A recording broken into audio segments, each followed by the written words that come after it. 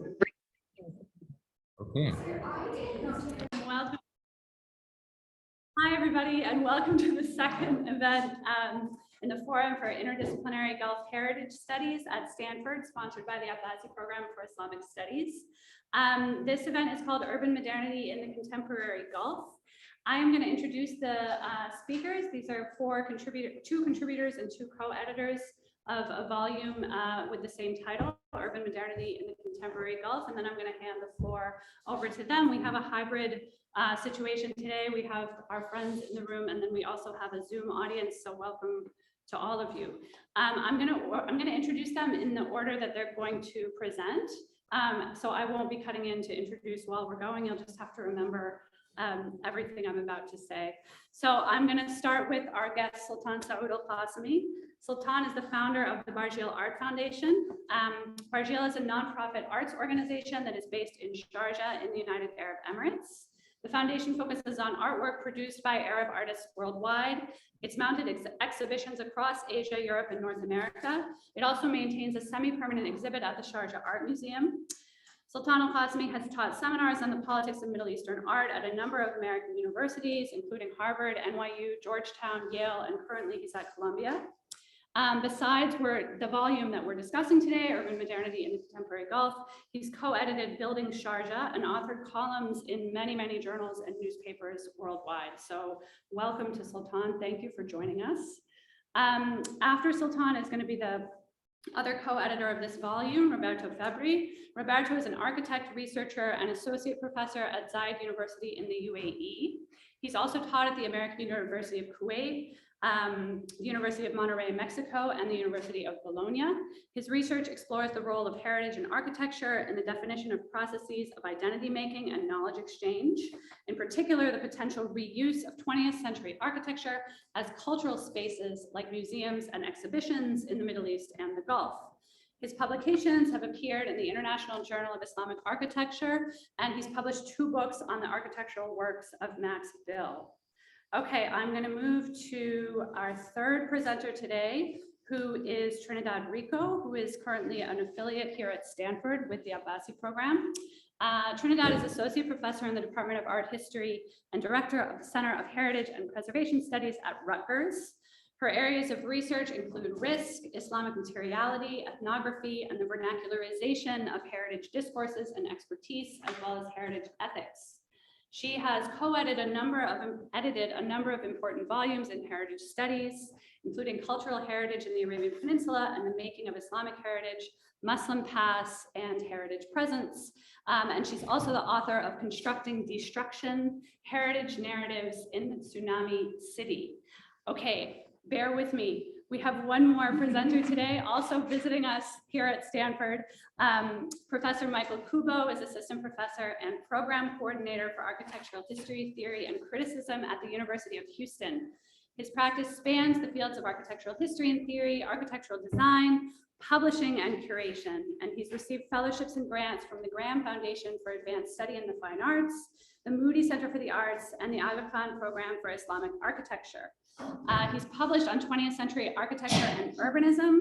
Those include titles like Imagining the Modern, Architecture and Urbanism of the Pittsburgh Renaissance, and Heroic, Concrete Architecture and the New Boston. And he's published in the Journal of the Society of Architectural Historians, as well as many other places. Please join me in welcoming our guests. We're so lucky to have them here. Virtual and in-person mic to Sultan. I think you advanced with this arrow. Okay, thank you so much, Professor Noura Barakat, for inviting us, and to the Al-Qassemi Program for sponsoring this program. We're very grateful. I'm grateful to be reunited with friends whom I haven't seen for 3 years now, and of course with my co-editor, Roberto Fabbri, with whom I have been in close contact for many, many months. When Roberto Fabbri reached out to me in it was the fall of 2018 to co-edit this volume with him, we really didn't expect to have such a overwhelming positive response to this call, and we sought through our program or through our project to have a diversified representation, male, female, people from the region, people working internationally. But also another thing we thought about was age bracket. How do I put this? So established scholars as well as younger scholars. And I think that if you look at the book, you will see that there are many names that we recognize as being established writers, but also younger scholars that I feel have a lot to say about the region. We were very fortunate to have been accepted at the Gulf Research Center's annual meeting in Cambridge.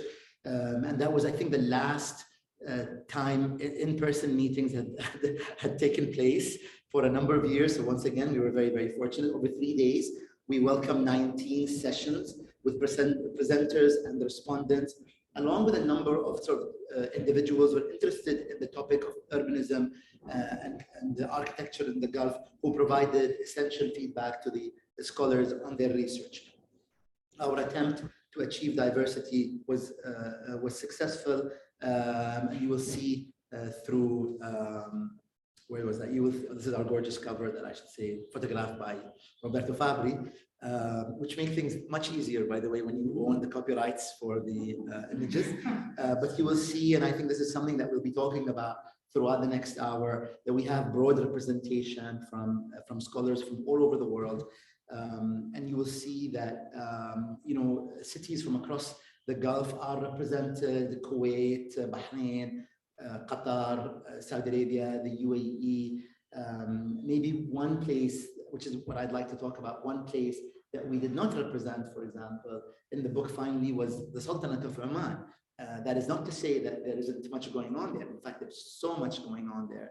And I think this is part of what I'll talk about today, is the expanding the conversation not only into geographic areas that are not represented in the book, but also listening to other voices, and not just the voices of scholars, but also voices of people who are artists or journalists or poets. And I think I'll try to provide you with some examples.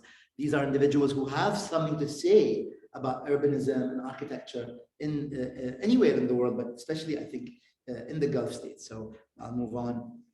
This is a picture of our event, just to relive some good memories of the past 3 years. So I'd like to talk a little bit about what I call missing modernities in our book. So this is a call or an invitation for people who are still interested in writing about the Gulf to think about concentrating on these regions, maybe especially Oman. Muscat provides a fascinating example of a city that, just like its sister cities in the Arabian Peninsula, so much development before the era of oil, but maybe since the discovery of oil and production of oil in the early 60s, the discovery of oil by 1967, the production of oil in commercial quantities, followed by the ascension to the throne of the late Sultan Qaboos in 1970, and he ruled for 50 years. The country had embarked on a modernization drive, like other countries in the region. And so that saw the advent of regional and international architects, such as the Turkish Cypriot Sooud Chekdash, as well as who, by the way, worked in other cities in the Gulf, including Dubai and Sharjah, as well as John Harris, who designed the Dubai World Trade Center. So the building here on the right is designed by John Harris. And this is actually an existing building, while on the left, this building was never realized, but both were John Harris designed. So what I came to learn as well, just from research, is John Harris had also proposed a master plan along with Mohammed Makkiya. This is in the early 1970s for the city of Muscat and Matrah. And so these two master plans once again coincide with the advent of oil, with the rule of Sultan Qaboos. So there's so much to be said. And I wish, for instance, that we had covered it in the book, but this is definitely an opening and an invitation for people to look into modernities that we haven't covered. One thing maybe related to our book is how is a research conducted by a Omani scholar called Mohammed al-Balushi of Sultan Qaboos University, who says that Harris architects proposed the preservation of old buildings and the development of old Muscat and its neighboring areas as a tourist center. So you're looking at the idea of preservation of buildings in the Arabian Peninsula as early as 1970. So this is something that isn't just a product of the 21st century, as some people might consider or might think about. There are recent initiatives in Oman like Ma'mar Masqat, which was founded by two young Omani women in their early 20s. And in December 2020, so we're not claiming any connection. It was just 6 months after our event, which I hope will help shed more light on Omani modernity and future publications. Maybe this also ties to what I want to talk about, which is how initiatives are not always led by the government or by established scholars. Here you have young women. I think one of them is a student who is working on highlighting Omani modern architecture. Another missing modernity is that city of Jeddah on the Arabian Peninsula, which is witnessing major cultural revival. For example, the historic district of Al-Balad. Al-Balad means the town. The Balad in Jeddah, which was founded in the 7th century, was added in 2014 to the UNESCO World Heritage Site. So it's protected now by UNESCO, which is a good thing, but maybe not a good thing in other ways. Another example is Khuzam Palace, which I might have a photo for you of Khuzam Palace, the former home of the kingdom's founder, King Abdulaziz, which he used in the early 1930s to receive state guests. This building has been turned into an administrative building in the 1970s and 80s, and then was shut down. And there's a very interesting history. And then it was turned into a museum a few years ago. And there's a major Latin American art festival that took place when I went there a few months ago. There's also talk of existing major projects like the Hajj terminal, King Abdulaziz Airport, to turn it into a space that would receive an international Islamic art festival. So these are modernities that we are missing in our book, and I'd like to highlight that these are areas that we had wished we would highlight, but it wasn't, of course, possible to cover everything in a book, no matter how much we tried. Now, initiatives like Ma'mar Masqat and a new initiative by an architecture company called Brick Labs in Jeddah, as well as their book Jeddah Modern, covering architecture in the 30s, 40s, 50s.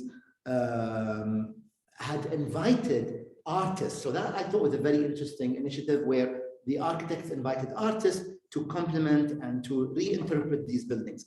I'll show you a few images of that. And so as early as the 1960s, folks, artists, in fact, had something to say about urbanism. So here you have an example of paintings by Saudi artist Safiya bin Zaghar, who's a female artist, Safiya bin Zaghar, who started exhibiting in the 1960s. So I think thinking about modernity here, you see the role of women, the role of artists, as well as the role of people interested in urbanism, capturing the old city of Jeddah, because she felt that the urban fabric, and this is something that she talks about a lot, so she felt that the urban fabric of the city was being lost. So that was her way of capturing it. She's not a photographer, she's an artist, and that's how she captured it. She also captured wedding dresses by painting them and also collecting them as much as possible.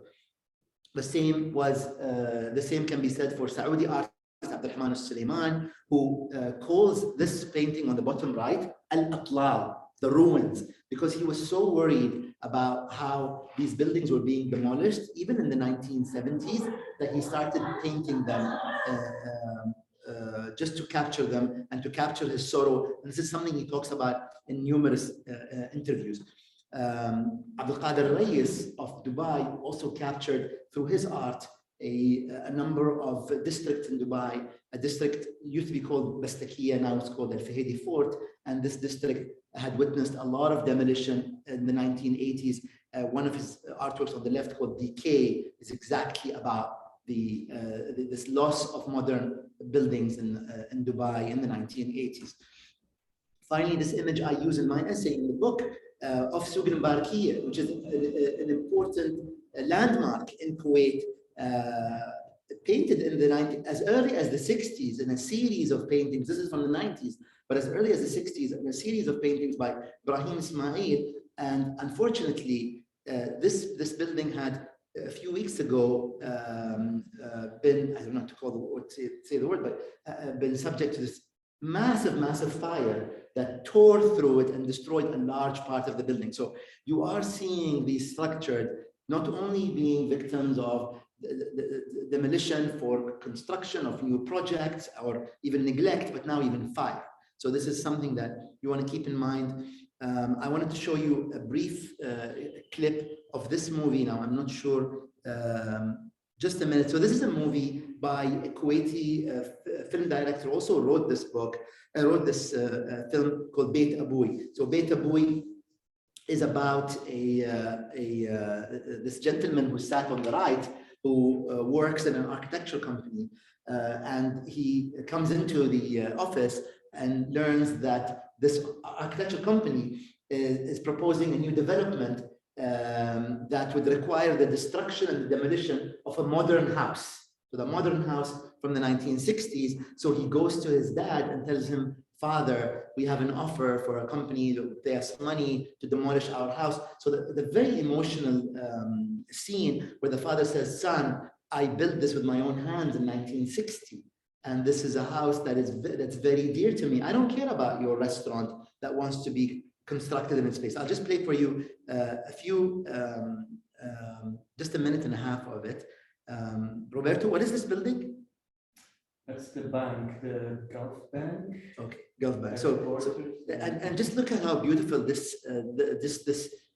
shot is, just so gorgeous. And look at the next minute and a half. Here he is now about to go speak to his father to tell him we're being offered a lot of money. And the reason I'm showing you this is to show you that the conversation of preservation of architecture is not something that Michael, Trinidad, Roberto, Sultan are having in closed rooms, but this is something that's spread across a large swathe of the population in the Gulf and in the Arab world. So this is the scene where he walks to his car and then he drives home to speak to his dad.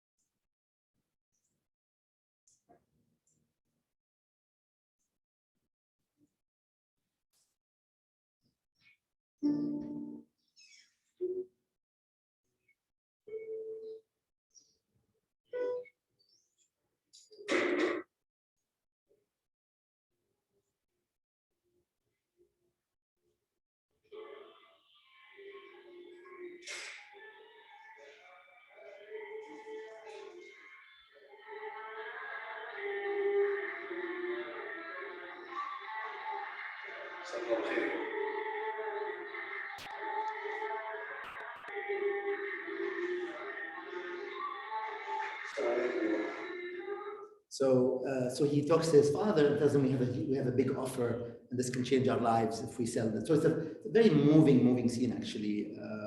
That I highly recommend you watch the movie. Now, other examples which I was surprised is poetry. Now you have poets writing about the preservation of urban heritage. Who would have thought? This is a very famous Saudi poet. It's not an obscure poet. It's a famous Saudi poet writing in a publication that sells 1 million copies. And he and his songs have been sung, his poems have been sung by the greatest singers of the Arabian Peninsula, Muhammad Abdu from Saudi and elsewhere. And he says, people, please let us preserve our buildings. These are dwellings that have a lot of history, and they tell us the stories and secrets of our homes and families. So you're talking about the conversation taking place by artists, by poets, by journalists, by filmmakers. So it's quite an expansive conversation. Now, what I would say is these conversations, coupled with recent legislations in cities like Doha, Dubai, and Manama, mean that officials have started to first respond to popular demands and recognize the value of such structures for tourists and residents alike. And over the past 2 years, I personally served on a Modern Heritage Technical Committee that was established by the UAE Ministry of Culture and Youth, whose goals include setting a national criteria for the preservation and reuse of modern structures across the country. I think going forward, authorities in the Gulf should continue to be attuned to scholars and non-scholars alike, whether they were students, poets, artists, or laypersons. And important also to learn from best practices, not only of Western and Eastern artists, but also from the region itself. Many of these best practices of preservation of buildings and experiences are featured in our book, Urban Modernity in the Contemporary Gulf, which we hope will remain a reference and enable researchers to further build on its themes and findings. Thank you very much.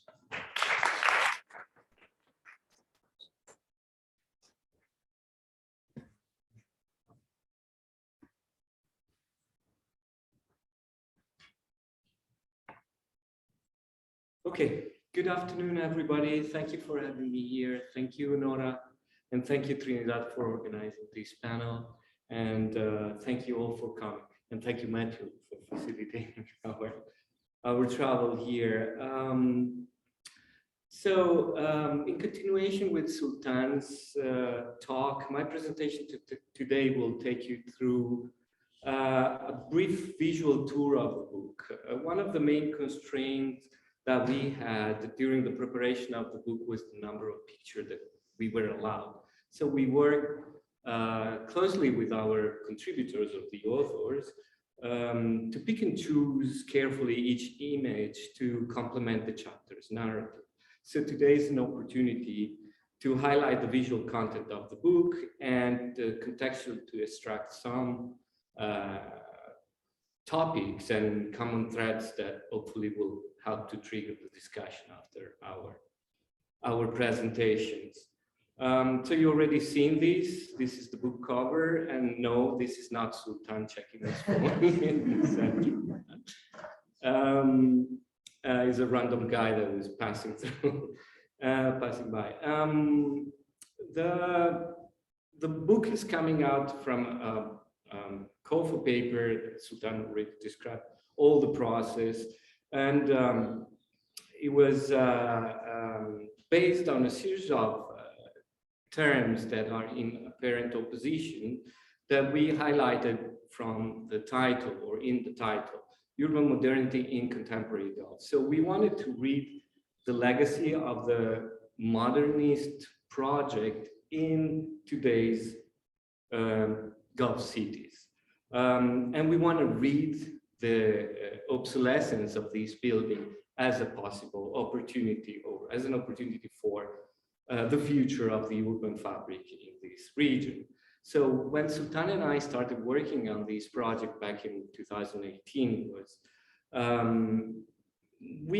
our attention was caught by a series of initiatives pointing towards conservation of the modern architecture in the GCC. It was at that time Sultan was still working on his Building Sharjah book.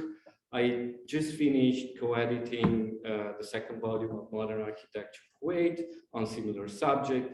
And we read news about Dubai municipalities to intention to promote initiative to actually preserve buildings like John Harris World Trade Center, some Jafar Tukan's prototype kindergarten, among other structures.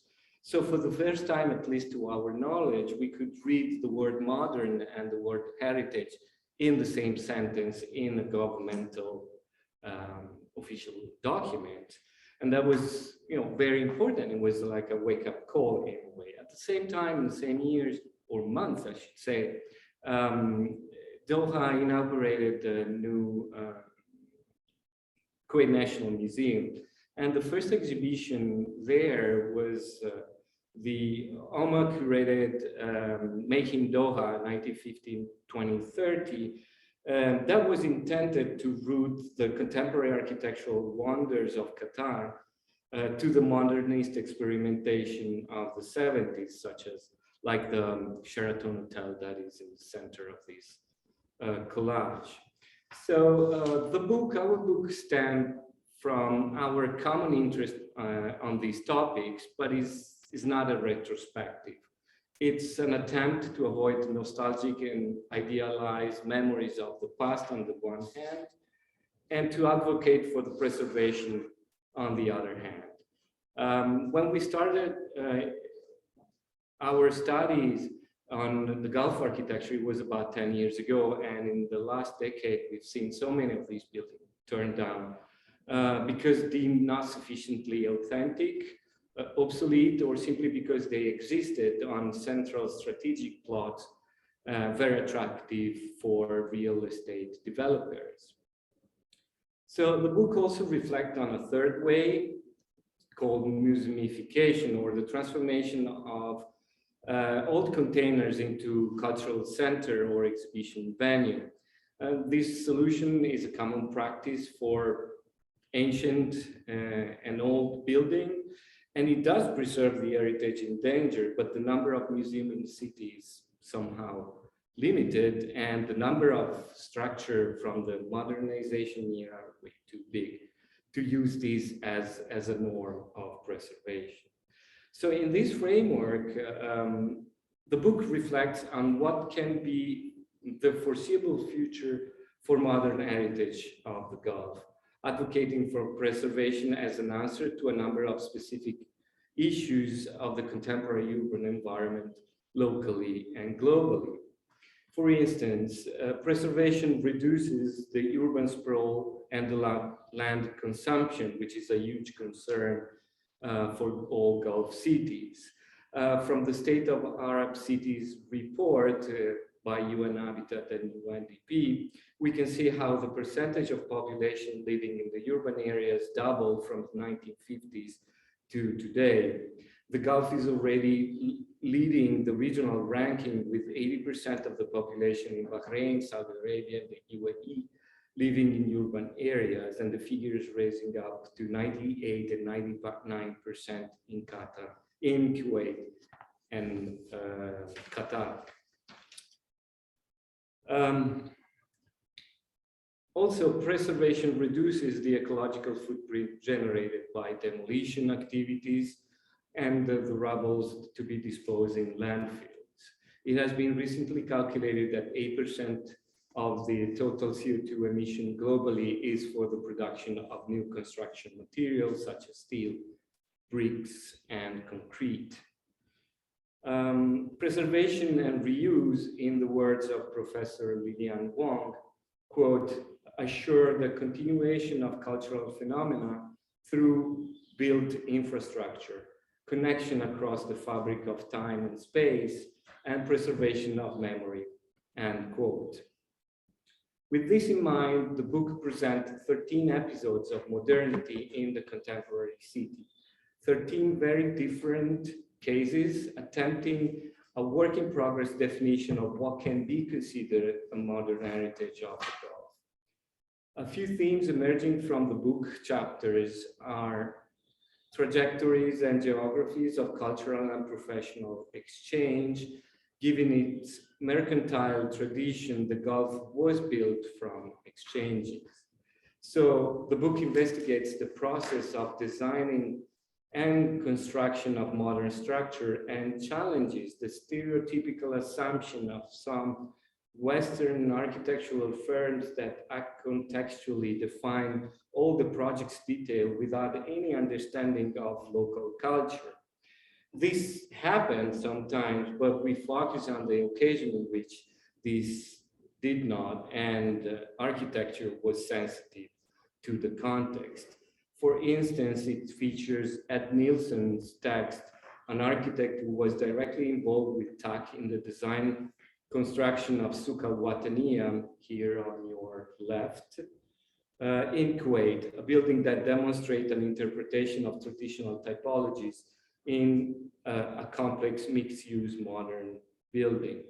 The book also acknowledges the role of other important actors in the process, such as the client, in many cases, the sheikh or the government, and the local consultants, together with the contextual environmental constraints that led to each design decision. Chapters like Jubana Abbas' analysis of Doha's Corniche, and as we will see later, also Michael's work revolves around similar arguments. Obsolescence as opportunity. Sometimes these buildings lost their function, but also their meaning in the city, offering a possibility or an opportunity to reclaim abandoned and underused plans. For example, the book also acknowledged the direct or indirect role of end user in the process of reclaiming old urban fabrics. The text by Jason Carlo and his student at AUS, American University of Sharjah, sees opportunities in the interstitial spaces of Sharjah's industrial areas, rethinking communal spaces for migrant workers. On a similar theme, but with a different angle, my chapter works on Qibla, the northern quadrant of Kuwait City, once the epitome of the country's modernization success, and then later turned into a liminal space for other citizenships, or Filipindia, as its rather derogative nickname suggests, alluding to the various accents that can be heard while walking in this part of the town today. Deira in Dubai could have been another example of similar dynamics. Also, the book explores different notions of and different meanings of heritage. It's the case of Mohammed Al-Shahid's analysis of other architectural histories, focusing on the literature produced during the modernization era, such as Udo Kutterman's contemporary architecture in the Arab states, and the impact on the global perception of the region. Also, Suha Hassan's exploration of the layers of stratification in the custom house in Manama, here in the center slide, a well-known historic building that transitioned from traditional to modern to contemporary, changing its scheme every time and adapting to different times. Again, Marco Souza and Lina Ahmed's text on the importance to include modern heritage in the School of Architecture curricula in the UAE. Asila Ragam's analysis on cultural centers of Kuwait is another example, and as well as Trinidad's work on Doha, which I won't spoil.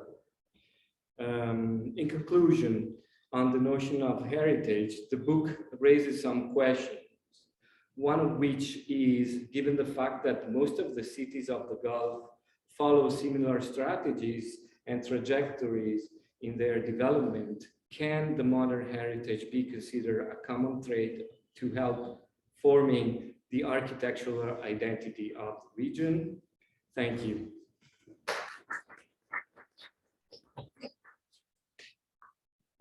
I feel like I can catch up at some time. Thank you so much for having me. Do I just go forward? Great.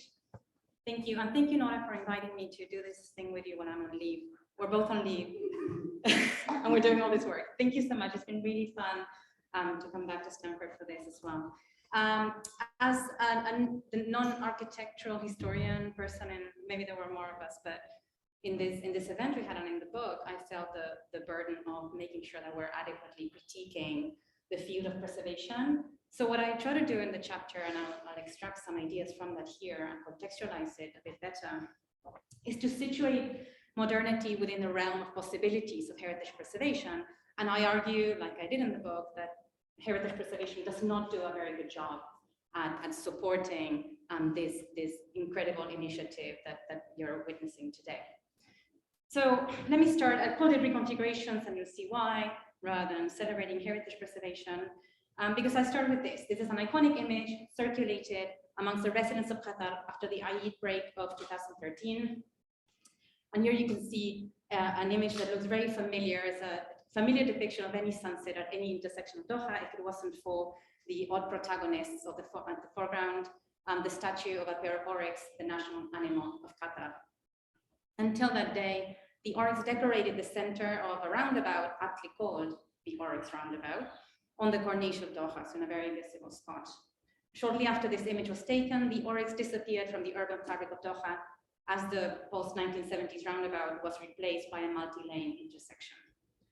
The statue of the oryx was not the only monument to be decommissioned during the reconfigurations of the scenic waterfront during this time. Construction along the Corniche marked the erasure and displacement of all roundabouts and their iconic and sometimes puzzling sculptural art that had become a strong visual reference across cities of the Arabian Peninsula.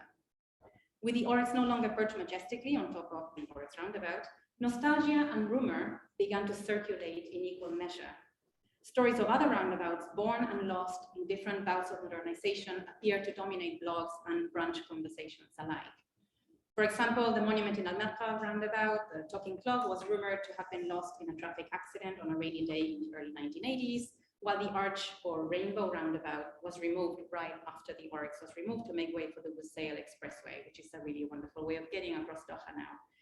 And so on. So suddenly all of these stories started to emerge as something that it was taken for granted, but people were becoming aware of by virtue of their absence. Around this time, I'm an ethnographer, so I have a lot of these. A Qatari in his early 20s asked me, "Do you know about the ongoing war on roundabouts?" Baffled by the way in which the removable the Al-Waqra roundabout had spurred such a strong reaction on social media. He clearly disapproved of an attachment to what he considered to be an abstract sculpture bearing no relevance to Qatari identity, adding, "It is not like the Pearl Monument on the Corniche or anything. It was really abstract," he added for emphasis. But to me, there seems to be a different problem, and that is an ongoing war on modernity itself. Not being abstract or carrying the burden of representation of Qatari identity in iconic and sometimes cliché depictions has never ensured preservation in the heritage building strategies of Qatar. This is because monumental artwork or heritage assemblages too easily lend themselves to the politics of representation, operationalized by different levels of society. Case in point, in interviews, I found out that the pair of oryx may have been removed once before in its life history. As part of conversations about disappearing landmarks, archival images of a similar roundabout with an identical double helix in the same spot, holding a globe instead of a pair of oryx, were circulated in the same blogs, in both expat and Qatari blogs that were talking about this topic.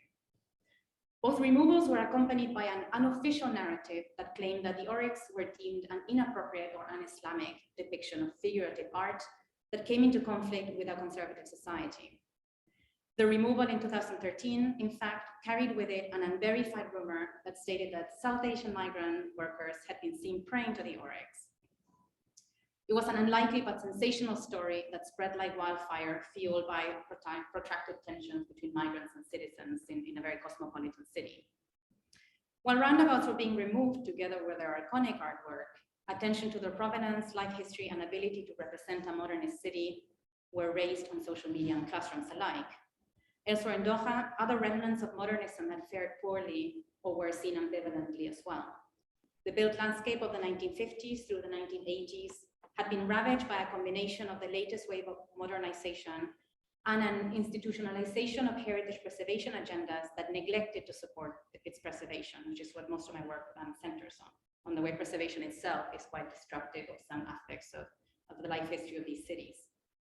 The Antiquities Law of 1980 in Qatar centers on pre-oil traditional architectural styles up until 1940, putting into jeopardy the potential heritage value of a broad modernist era that spans a few decades.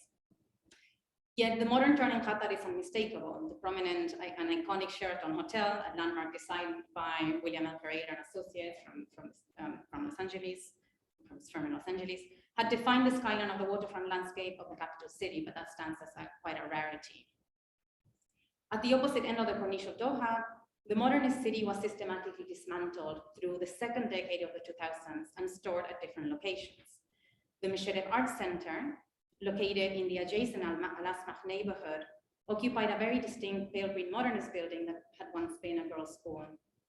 Abandoned in 2005 and now renovated by Mesherev Properties, this really big development also called the Heart of Doha. It was basically specifically created to host some of these collections.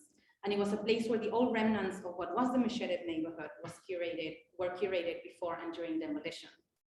Here, artist and curator Ben Barbour, a British artist and curator, oversaw rooms full of what he called found objects that were collected prior to and during the destruction of the old neighborhood. Besides speaking to the narrative of displacement that marked the latest modernization at the Heart of Doha project, Rooms filled with ceiling fans, neon lights, and other commercial accoutrements offered a visual archive of a modern turn in Qatar that adapted traditional architectural spaces to the needs of a fast-growing city. The collection was initiated through the Eco Memory project, an artist-led initiative that focused on this collection, on the documentation, and the safeguarding of what they called, again, these found objects, even though they were hardly found, they were extracted from their location and their people. And this was launched in 2009 in a very official way. This is not some kind of resistance project. It was launched by Meshedef Properties itself. It was supported by the architectural language advisor for Meshedef, the British architect Tim McAva, and a bunch of London-based artists. Accompanying the demolition and later redevelopment of Meshedef, this initiative aimed to provide an archive for the material culture of the area, basically without its people, which could eventually be used as a foundation for new artwork that would incorporate modernity into this newest round of modernity in Meshedef once it opened. Meshedef now is open as this new city, which you are going to see a lot of during the footage of the World Cup starting in November, I'm sure. And you'll see that instead it's furnished with new public art that is somewhat unrelated to its life history. An estimated 3,000 to 4,000 objects have been gathered as part of this project, many of which were displayed and stored at this modernist building in the school. And the more architectural remnants were taken to an oversized storage facility in Industrial City. Here, an unlikely collection comprised of wooden and metal doors, light fixtures, mashrabiyah screens, decorative fences, shop signage, but also more fantastically, bundles of natural wood beams, bits of masonry, columns, entire arches, entire walls. It's almost like a Lego buildings that were disassembled and then reassembled later on, or intended to be reassembled. Some of these fragments were carefully supported and wrapped in plastic, others were piled by tie wood with wood, neon signage, with neon signage. Considering this work of reconfiguration, Ashram Salama critiqued the driving philosophy behind the redevelopment project of Meshedef and adjacent areas. While these are aimed to deliver a sustainable mixed-use intervention and spatial experience of Qatari culture and heritage, they did so with, through questionable processes of historic revitalization that entailed full destruction of the city. And also eradication of a whole neighborhood from top to bottom. Yet 4 selected houses were dismantled. These are the bits of houses that are laying in that storage room, with the intention to reassemble them in what the project called the Heart of Doha Cultural and Historic Center, And that is the 4 buildings that now accommodate a number of galleries, exhibition spaces, and art workshops that are a part of this new city. The physical evidence of a unique cultural, social, and commercial context that reflected the earlier modernization of Qatar was all but lost, except for these fragments. According to Karen Excel, she's a museologist, and her interpretation of curatorial decisions that gave rise to this collection, the only genuine Qatari elements were the architectural fragments, which reflected an earlier Qatari architectural aesthetic, dating to the period when a more affluent settled lifestyles were possible. This is, of course, an arbitrary designation and idealizes architectural purity, and this is part of what we're fighting against in this book. And it helps delegitimize the authenticity of cosmopolitanism. It also narrows down authenticity to an imagined and disturbed Qatari aesthetic, detached from its cultural context, and it also ignores the ability of a Qatari audience to appreciate, experience, and remake its own modern engagements with their own city. Many of these items, in fact, made their way into the display cases and dioramas of the new museums at Meshedef. So as these museums open, you see that a lot of these objects were repurposed to tell very Qatari stories. This way, the museum universe of Meshedef put to display the curios of modernization itself in the 4 buildings that were explicitly salvaged for this purpose. And I don't have pictures of the interior of the museums, but this is what Meshedef kind of looks like. It's a new sustainable city informed by a heritage language that was basically created for this project. And it has a mashup of very, what we recognize as very modern architecture with the latest technology in LEED certified sustainability, and then these reassembled buildings, as you can see on the right.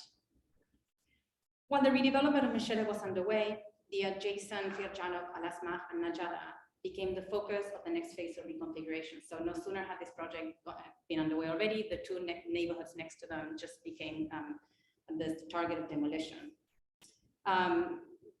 This colleague, Ben Barber, also captured the impending disappearance of the streetscapes through fragments of historic facades mid-demolition.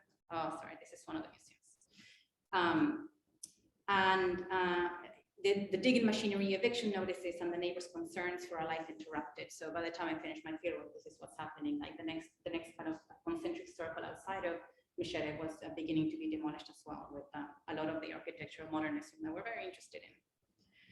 In his work, he chronicles the incongruence of these transitional moments in Doha. He says, during April 2014, metal gates suddenly appeared at the entrance to roads leading to a large section of Al-Asma, and small numbered yellow perspex signs were attached to each building, clear statements that eviction of these residents and redevelopment of this area are scheduled to take place very soon. For example, the building depicted in Mosque Wishao Street, for example, has been allocated a yellow building number, but it's also registered as a heritage building. So we have the language of heritage preservation and the language of modernization constantly coming into conflict. And your marking buildings for conservation has been no insurance against the removal or redevelopment plans.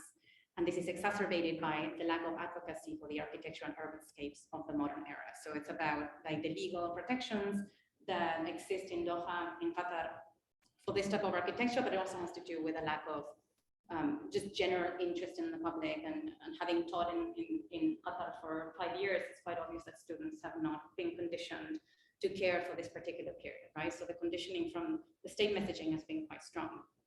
So why is the modern city so disregarded or even erased in the rise of heritage preservation industries in Qatar? First of all, there's the fact that the modernist histories are frequently told through narratives of loss rather than gains, right? It's all about how modernism took away from the social fabric of the cities by changing the way in which public spaces were distributed and people related to each other. But there's also the competing and strangely having a similar effect narrative of it being a tabula rasa, where there was nothing before and then modernism brought like a whole new lifestyle, and those things somehow coexist in Doha. Painted predominantly in a negative light, the exclusion of modernism in the growth of heritage assemblages could also be read through the lens of negative heritage. Not only is it very destructive to the fabric that was there before, but archaeologist Ian Simpson has also argued that the disparity in which the different pasts are presented across the landscapes of the Gulf is associated with the relative value of industrial cultures of pearling and of petroleum exploitation. So when he argues, it's actually quite simple. He says pearling has a very romanticized engagement with the landscape, and there's a story of like struggle and connection, whereas anything that has to do with the memories and the evoking of the aesthetics of oil exploitation is what he argues a more shameful part of their economic development, and therefore it doesn't need to be processed in the landscape. Nevertheless, the disappearance of the modernist city in Qatar ruptures the historical continuity between a traditional pre-industrial and a modern industrial nation, however we look at it, the way that it's being presented in heritage landscapes. A growing culture of preservationism since the 70s, I argue, is partly to blame for this rupture as a practice that is concerned with older periods and styles, and creating a dichotomy between local and regional identities, local and cosmopolitan identities, global and cosmopolitan trajectories. There's something preservation is doing in the way in which it's categorizing things that's making the problem a lot worse. Turkish architectural historian Doğan Kuban argued that in the Muslim world, as in other non-Western countries, modern preservationism imported from the West allowed the destruction of select historical environments as a sacrificial right to the modern world. And he says, so speaking in support of the work of the Aga Khan Foundation and the Award for Architecture, which is a platform through which a lot of these redevelopment projects in Qatar have received a lot of attention and praise. He added, conservation involves much more than just preservation. A concern with the survival of modernist Qatar in this sense highlights different paradigms of conservation that emerge quasi-independently from and despite other preservation traditions. Thank you.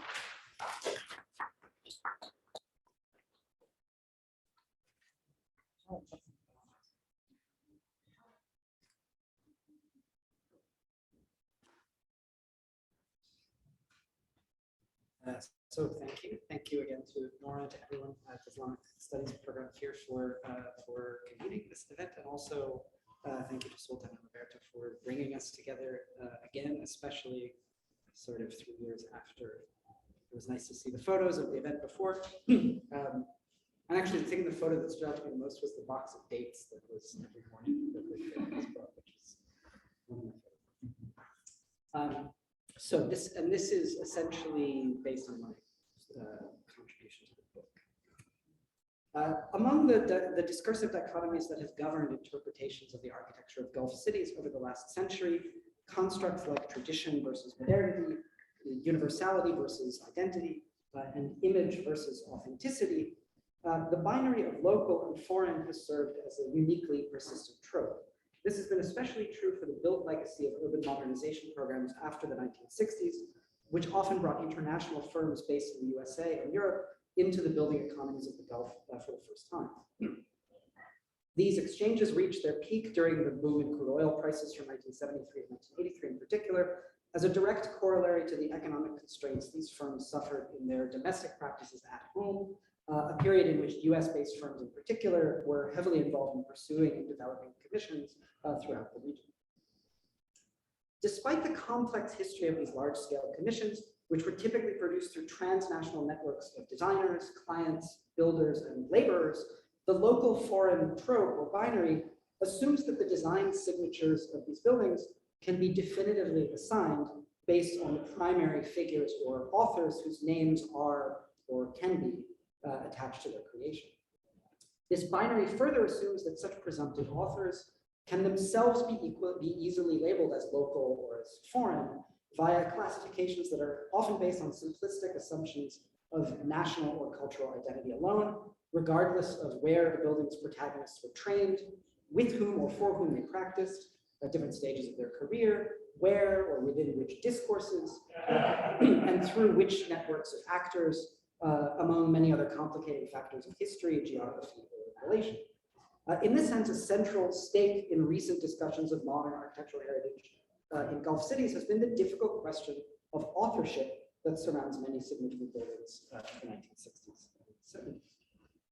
To gain a sense of the performance of this local foreign binary within discussions of authorship in Gulf modernism, we might look to a recent article on, actually not so recent anymore, on urban heritage by Yasser Al-Sheshtawi. We need to talk about the modernism fetish in the Gulf that exemplifies the operation of this mode of argument, I think. As one of the most prominent voices on urban heritage in Gulf cities, in this article, Al-Sheshtawi frames his opposition to the indiscriminate, what he calls fetishization of modern architecture from the second half of the 20th century, implicitly led by what he describes as a foreign modernist brigade that values these buildings for their aesthetics, their modern aesthetics in relation to other global discourses, only rather than for any deeper connections to place or local identity. His primary example of this phenomenon is the Abu Dhabi Central Bus Terminal, designed by Bulgar Project, a Bulgarian, very large state design and construction firm that was responsible for hundreds of projects throughout the Middle East and Africa during the Cold War. Al-Sheshtawi claims that in the eyes of outside observers, the bus terminal, as a quote, has acquired a kind of respect and reverence usually associated with Gothic cathedrals, end quote, whereas in his view, the building lacks a meaningful connection to the life of the city, despite its modern sort of celebrated aesthetic. What is crucial in his account, I think, is the presumed foreignness of the building's Bulgarian architects, and by implication, the foreignness of both the building and those who would presume to judge its architectural value positively in the present. As a counter to the ways in which the binary judgment of local and foreign plays into this sort of narrative, I think we can compare the rather different appearance within Al-Sheshtawi's argument of another building. This one, the Abu Dhabi National Library and Cultural Center, or the Cultural Foundation as it is known today. Located on a culturally charged site directly adjacent to Qasr al-Husn, the Cultural Foundation was recently restored and reopened to the public in 2018 as a beloved cultural monument, but only after surviving years of neglect, closure, and the rather imminent threat of demolition fairly continuously in order to make way for redevelopment of the site. The Cultural Foundation was designed between 1974 and 1981 by the Architects Collaborative, or TAC, commonly known, based in Cambridge, Massachusetts, and with branch offices in Kuwait and Rome in the 1960s, 1970s. TAC was a key actor in modernization and nation-building efforts in Iraq, Kuwait, the Emirates, and Saudi Arabia, among other Gulf states after the late 1950s. Yet, despite the ostensible foreignness of its architects, and unlike the bus terminal whose demolition he favors, Al-Sheshtawi fully supports the preservation of the Cultural Foundation, this is his photo, which he describes as a modern structure that was, quote, not simply an object to be acquired, but rather performed a significant role in the life of the city, end quote. A subtle construction of authorship, I think, underlies these very differing assessments. While the bus terminal is dismissed as an alien insertion designed by Bulgarian expats, the cultural foundation, he tells us, was designed not by TAC, a US firm, but rather by what he claims is a local to the Gulf, even if not directly to the Emirates. Namely, in his words, by, quote, Iraqi architect Hisham Ashkuri, who is a part of TAC. In other words, in this argument, the cultural foundation can lay a plausible claim to the city's modern heritage, in part because it was seen to be authored by a local or at least regional architect, thus sanctioning its modernism and thereby making the building available to be counted as part of an Emirati, what he calls modern vernacular. Such simplistic dichotomies of local and foreign, I argue, preclude the ambiguities of authorship through which the material reality of the cultural foundation took place, among other buildings. Beyond the specific claims around Ashkuri's primary authorship of the building as a local architect with TAC, which I debunk at length in my contribution to the book, so I won't repeat them here, these categories further fail to capture the broader production networks and forms of exchange through which such buildings were produced in these decades.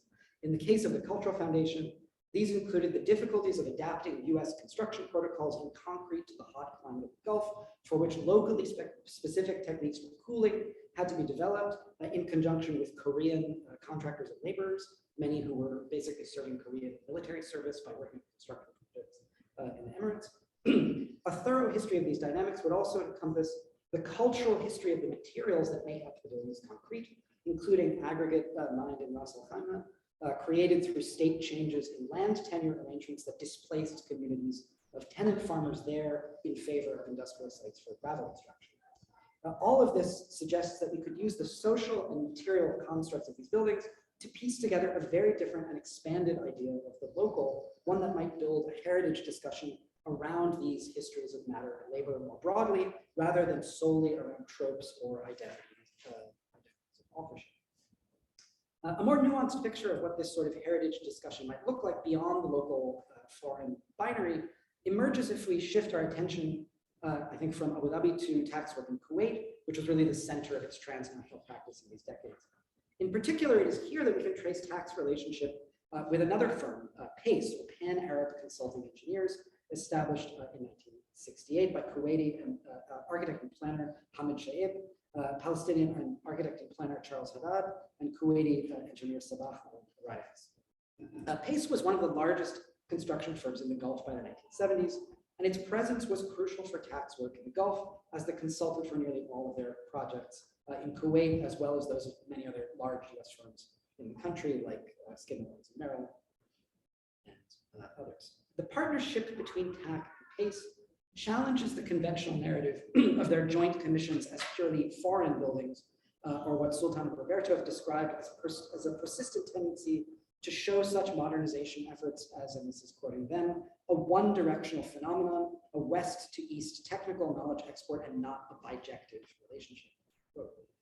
PACE's presence in this sense was key to TAC's proficiency across as many as 50 built and rebuilt projects in Kuwait after 1968, a body of work that fueled TAC's own rise to become the largest dedicated architecture firm in the USA by the 1970s.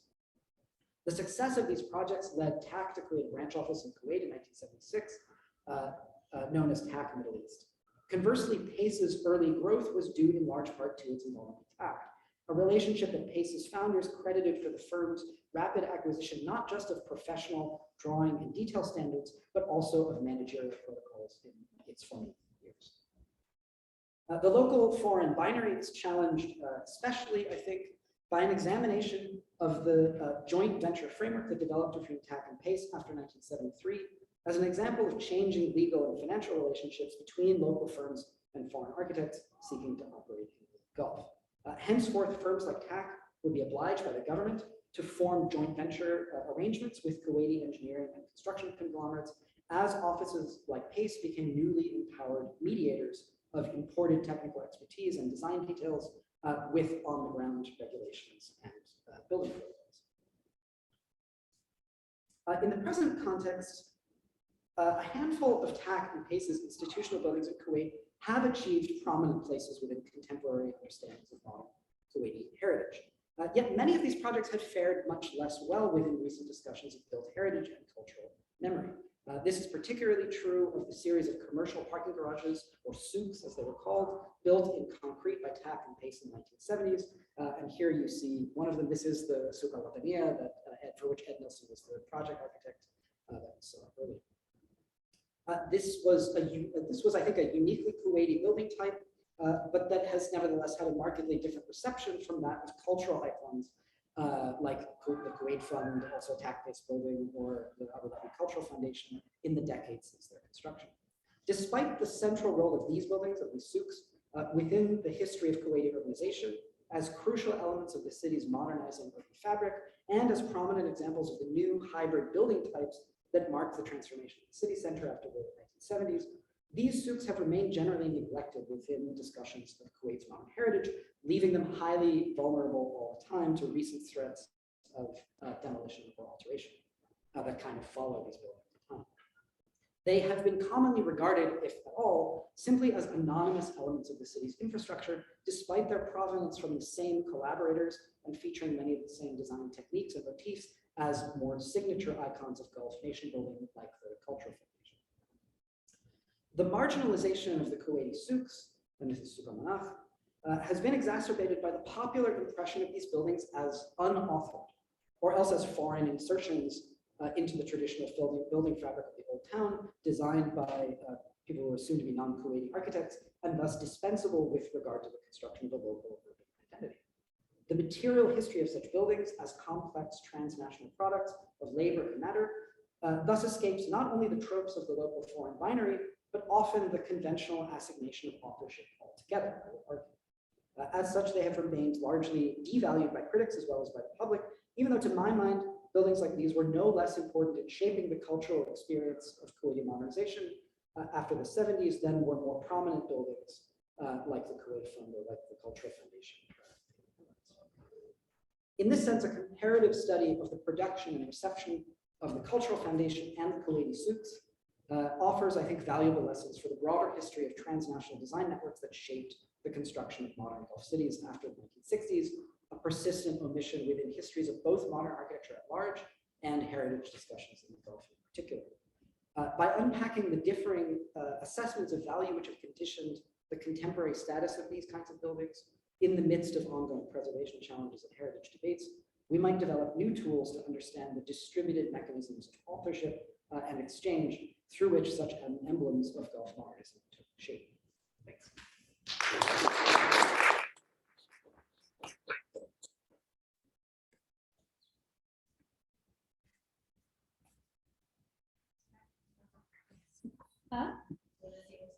Yeah, I'm gonna see if there are questions in the room, and then hopefully I can see what's going on in Zoom. Not much right now. Okay. You can let me ask a question. Go ahead. Why don't you start? Yeah. Oh, okay, cool. So I have 3 questions. They're framed from my perspective as a lawyer and as a Stanford student who's working on a textile. So for Trinidad, my question is, have you ever thought about the role that AI play in modernizing or observing? Do you want me to stand and repeat the question? If you could. If you can, yeah. Do you want me to ask? No, I think I'm just going to repeat. Can you just tell me again? I'm trying to repeat it and hold the answer as well. Have you ever thought about the role of AI in modernizing or preserving? The role of AI in modernizing and preserving heritage of modernism, of modernity. No, I've actually written very much not in support of this digital turn on the grounds, not of what it can achieve, but of everything that's leaving behind.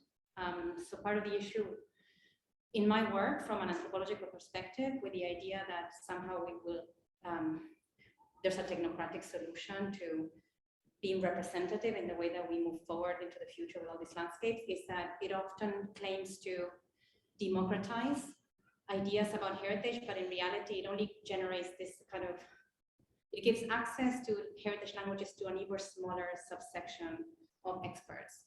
So if we think about part of the problem we're discussing here as a problem of different types of expertise, activating and deactivating their own agenda that's reflected on constructions and demolitions, I just don't see how this kind of technocratic term will bring more equity into that. So, but I'd love to talk to you more about this because I'm probably in my own rabbit hole and I haven't thought about what you're thinking about in terms of. Right. Yeah, sure. Yeah. Thank you so much for your answer. That's really so the second one, whoever wants to take it, Sultan or Barjeel, is a comment on the scope of work regarding interpretation of French property. I think you referred to interpretation in your book. But I came across a book written by I don't know if you've come across it either. It's about interpreting our heritage. And I mean, this is quite ambitious, but what I envisaged is a potential second edition of the book that contains interpretations of people about the heritage property, what they think about it. And the reason why I thought about this was because there are some pieces of property mentioned in the book that are on the UNESCO tentative list to become heritage property, such as the Manama, City of Trade, Multiculturalism, and Coexistence. And I think that if it could be proven that people attach value to it in some way, shape, or form, that this could satisfy one of the criteria for the property becoming part of the heritage list. That's more of a comment, isn't it? It's not really a question. One for the other. Yeah. I guess I could ask you, do you think there's value in the role of interpretation, or have you guys thought of doing another edition of this from a different perspective, like methodologically or something? Michael. Let's go. Yeah. Should we just like all stand up? That'd be fun. Hybridity and awkwardness. And we have to restate the question. Yeah, that's Okay. There's one So the question is basically, what is the role of interpretation? Yeah. Or what is looking at interpretation bring to this kind of discussion of heritage, and what would it need to reconceive or do a second volume of the book? Strongly, I would, yes, I'd be very for the second volume of the book. Well, I guess maybe to talk about my, what I presented, which was really about authorship. Authorship for me is a way of getting things like assignation of authorship, who one sees to be the author of a building like this, is a way of talking about perception, which is a big issue in sort of art and architectural history, among other sort of issues. And reception, I think, is a way of kind of talking about, it's relatable to interpretation. So there's, part of the argument, for example, about these, this kind of dichotomy in buildings is that, these are buildings by the same firms, featuring a lot of the same motifs, same architectural qualities, same details, same mixtures of material, concrete, same sourcing, same legal framework, same drawing protocol. They're quite comparable, but the interpretation of them culturally has been radically different. And so some are regarded as having participated meaningfully in the life of the city, and others not, although I would argue both, in this case, for example, both of these buildings have participated absolutely meaningfully in the lives of Abu Dhabi and Kuwait, respectively, or the lived experience of very many people. It just depends whom you talk to, essentially, right? So the souks, of course, had a major role and are, I would think, a fundamental part of the lived experience of Kuwaitis in Kuwait City, but somehow doesn't garner the same love in preservation terms as something that's more easily identifiable, like the Cultural Foundation, and which actually, there's a part of, I could have talked about the history of the Cultural Foundation that was itself not particularly valued, it sort of was fallow as a site for some years, and it was sort of assumed that it was, didn't have value in the lived experience of people in the city, and then suddenly there was this about face, and then all the testimonials and sort of people came out of the woodwork to say, this was the National Theater, this was the National Library, this was people were raised as children, and this is where they were going and sort of reading all sorts of things, and they were introduced to culture by and large through this building, and they had very positive memories of it. So it's, I'm not sure if that's what you sort of mean by interpretation, but it was, I was basically trying to see what happens when you put things that are comparable but have very different interpretations into the same space, to test in a way the limits of who speaks in terms of interpretation, who gets to voice their opinion, and how is that sort of valued? Does that sort of? Yeah, that's super interesting. So I think that would make for a valuable study of itself, but also I think there's room for policy work here. Because I'm working for the nominations unit in UNESCO, and if there's some evidence that property on a tentative list can fulfill criteria to become part of the actual heritage list, then we can bring it to their attention.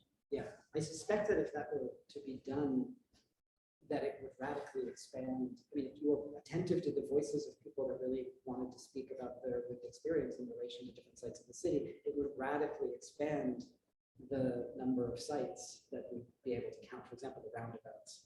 I mean, really, it would open the door, hopefully, everything. I think that that's, in a way, something that ties together all of our sort of different discussions is about what gets excluded from that kind of framework, and how would you build a framework that would begin to include those things. Let me add a few things. So the legal framework is definitely important in this discussion, but it's definitely not sufficient. Regarding the tentative heritage list, to my knowledge, the only building that was through the National Council of Kuwait applied for that is the Kuwaiti Towers, which are built in the 77, I think it was. It's a prominent sculptural and monumental building.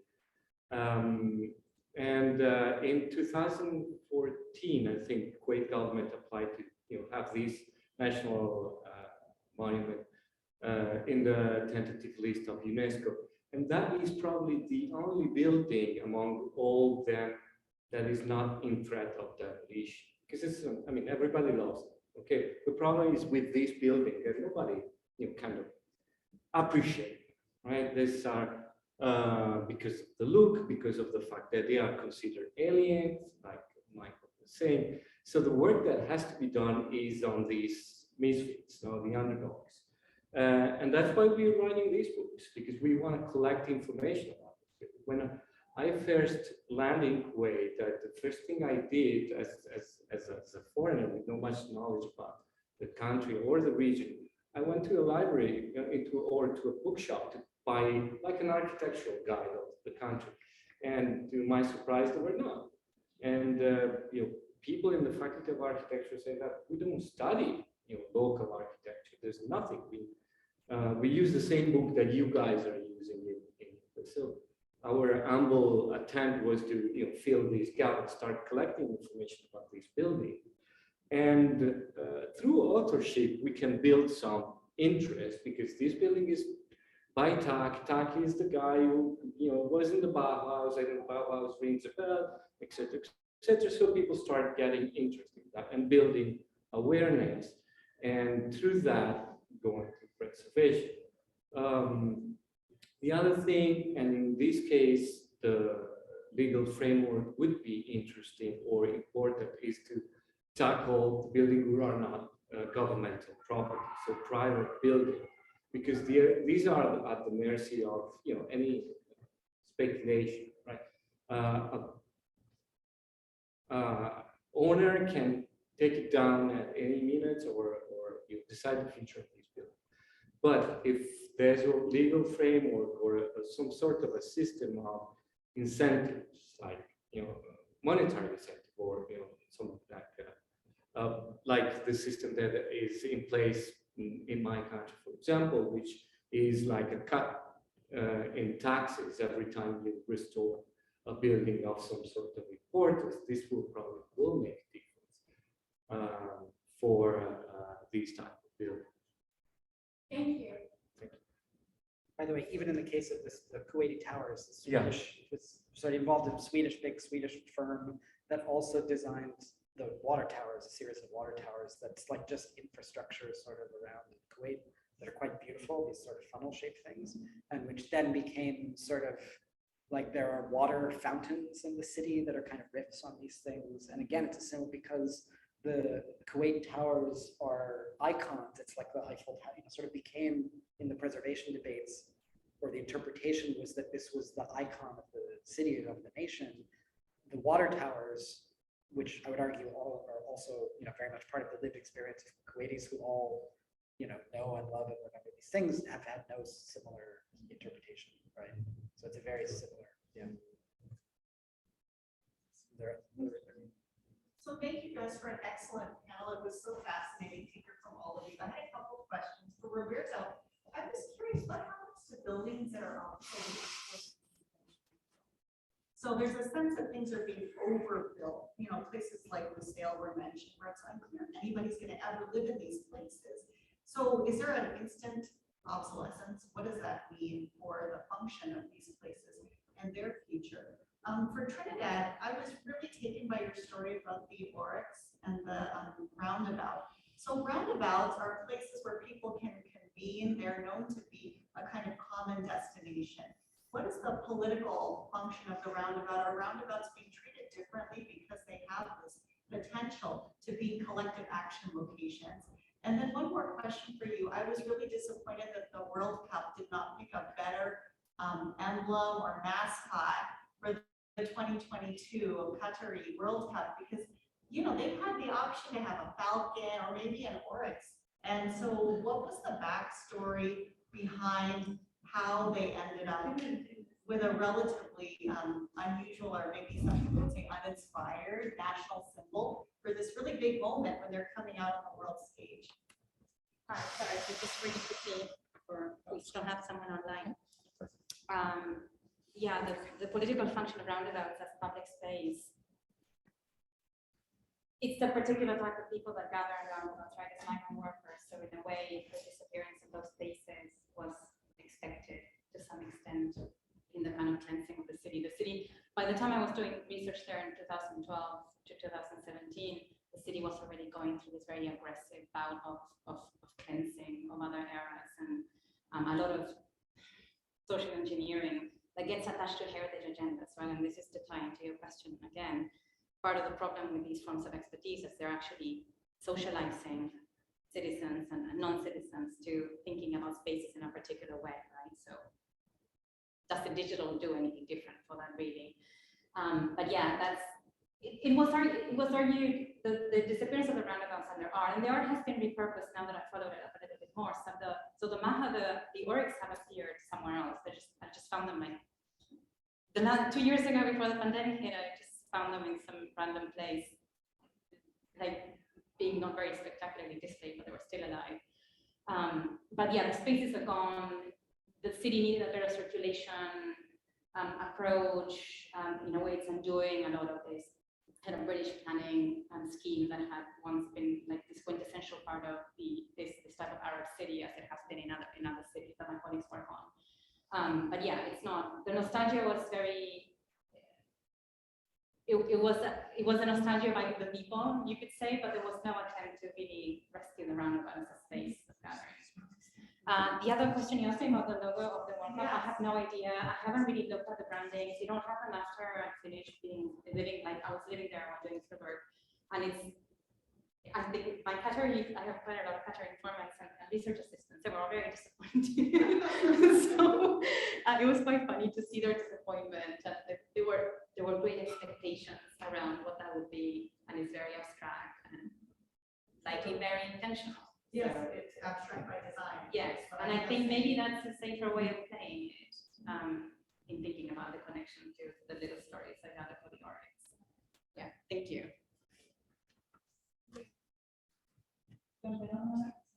Yeah. Thank you for the question. The reality is that I don't have an answer for that, but it's something I like to think about. Instant obsolescence, I'm sure there are plenty of examples. I was trying to think about the ones we have featured in the book, but it's something we didn't look at, but it's a good suggestion, maybe for the second volume. Thank you. Well, there's maybe, so I don't know, maybe just because we're on, so thinking about this question of, things that are obsolete at the moment that they're under construction, that they're built. This is again going to be kind of not an answer to the question probably, but just in a way, maybe because with the Suka Malach is on the screen, it reminds me that there are also, the value that I see in a lot of either buildings or sites in different places is also about things in a way that were not built, that some of these things are in a way fragments of much larger urban plans in which they would have made sense, or certain aspects of them would have been situated in very particular ways. So for example, there was this was part of Roberto's also work recently on a book on an Italian firm at BDPR that was involved in master planning in this period for the center of Kuwait City, including Margiela, where there was the fire. And so this, all of these, there were 40 of these commercial parking garages, for example, and they were sort of stitched into a plan with a monorail that would be connected sort of all of these sites. There was a whole kind of logic to all of it, and it was only ever partially completed. And so there are, these big kind of stands that were like the structural frame for a monorail, which was never built. So these, I don't know if that's that's a great example. exactly, but these things where there are fragments in the city that I think should be part of the discussion of heritage and preservation, not simply for what they actually are, but for their value in terms of making legible all these things, which Or what they could have been. what they could have been. And the same thing, the Pereira Hotel in Doha was part of a master plan for that whole area, which only fragments were built. So I think there's the kind of, ghosts of the things that could have been that would make those things legible.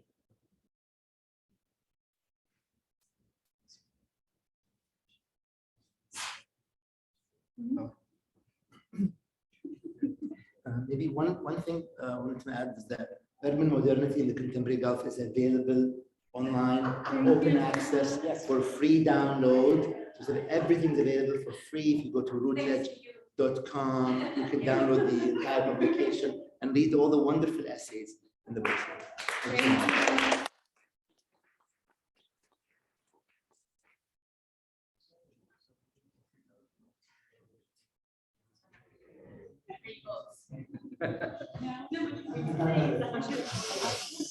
Thank you for coming. Thank you for coming. Come to the next one.